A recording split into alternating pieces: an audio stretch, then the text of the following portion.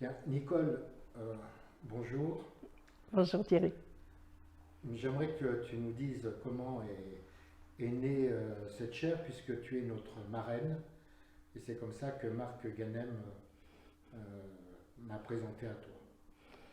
Bien, je pourrais te dire, la première idée qui me vient, c'est que cette chaire, elle est née dans l'enthousiasme. D'abord dans l'enthousiasme de la rencontre de Marc avec Kofi Annan, qui a épousé les idées de cet homme qui voyait les choses d'une manière très pertinente.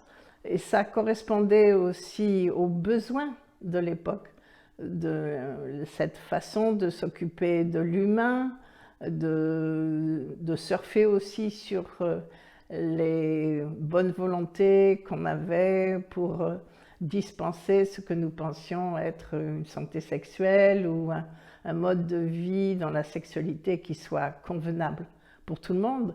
Ça correspondait aux envies de Marc, qui était très impliqué dans la défense du bien-être des femmes.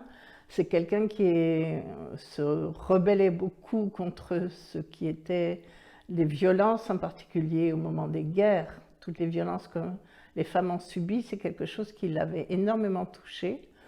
Le sida était quelque chose qui était une préoccupation incroyable pour lui, avec la violence que cela suppose dans les rapports non protégés, dans les rapports subis, dans la mort qui suit cette prise de risque.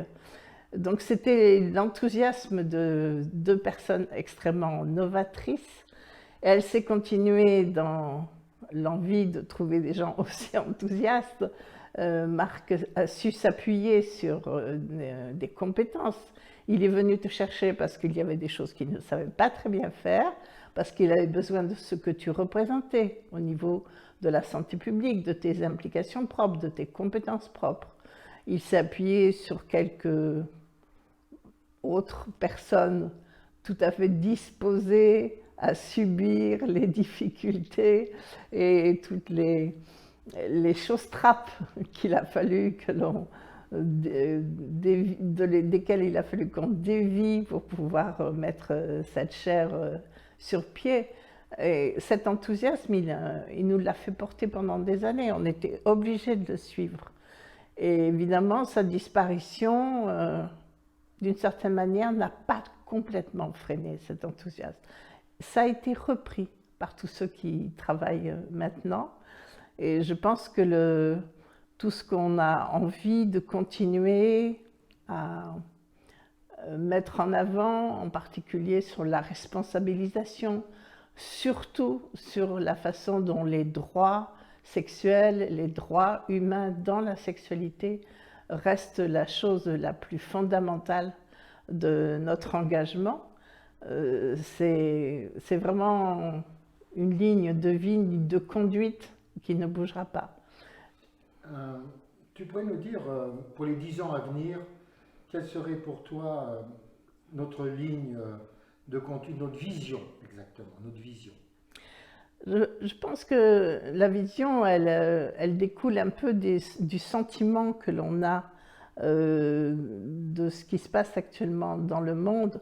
On voit bien que ce qui était porteur après les années 70, la façon dont la sexologie, la façon dont la vie sexuelle a été traitée dans ces années-là, n'est plus du tout vue de la même manière maintenant. Je pense qu'on doit se poser la question plutôt de se confronter à ce qui est devenu comme une forme d'antagonisme entre personnes. On a eu, nous, cette chance de vouloir faire attention à l'égalité dans la vie sexuelle entre les hommes et les femmes en particulier. On a maintenant à travailler beaucoup sur la tolérance. On a à combattre l'antagonisme. C'est quelque chose d'assez inquiétant. Et je crois que ça dépend justement de ces forces assez souterraines qu'on voit traverser la vie politique et la vie culturelle de nos années 2000. Merci vraiment. Et à bientôt.